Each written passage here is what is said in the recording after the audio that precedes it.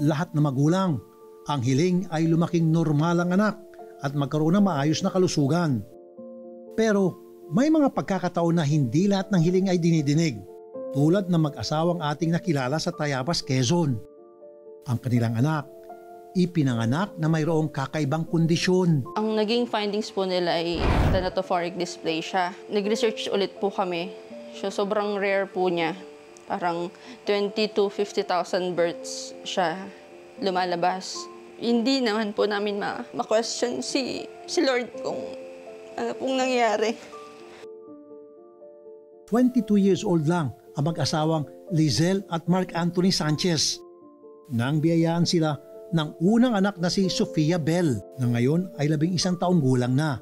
10 taon ang hinintay na mag-asawa bago muling pagkalooban ng supling. Tatry po kami mag-conceive, nagpa-check up po ako.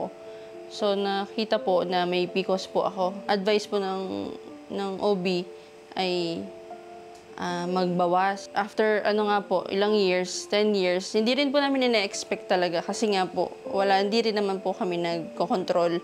Kasi nga po ay gusto rin naman po kami magka-baby. Kampante na sila noon na baka isa lang talagang anak na ipagkakaloob sa kanila ng Diyos. Pero noong 2023, nakaramdam si Lizelle ng kakaiba sa kanyang katawan. Madalas na siyang magsuka at mahilo. Sinubukan nila mag-pregnancy test at dito na nga nakumpirmang buntis na si Lizelle.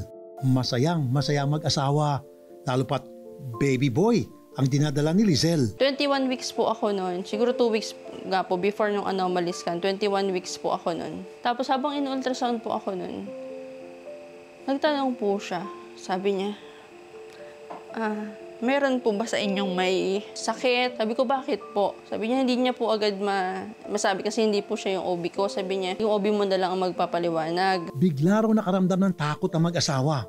Ang nakasulat kasi sa findings ng ultrasound ay micromelia. Hindi raw nila alam ang ibig sabihin nito.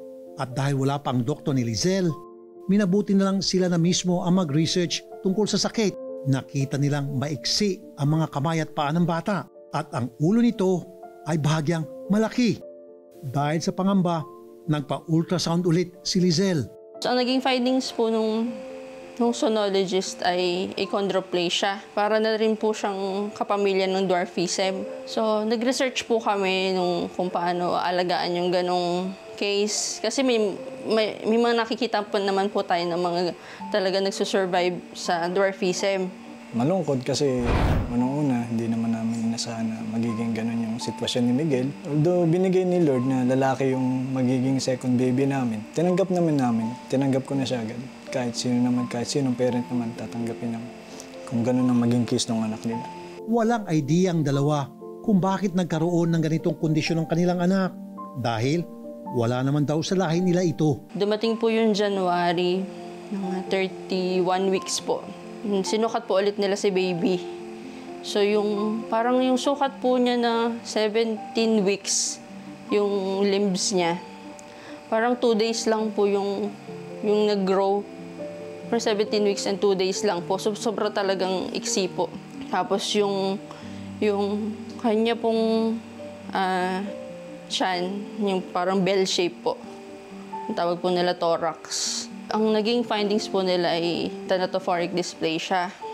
Sumangguni kami sa isang eksperto para lubusang malaman kung ano ba ang pambihirang kondisyon ni Baby Miguel. Thanatophoric dysplasia ay isang skeletal dysplasia. Ibig sabihin, problema ito sa buto. No? So, ang ibig sabihin ng thanatophoric ay death-bearing actually. No? So, isa siyang kondisyon na lethal.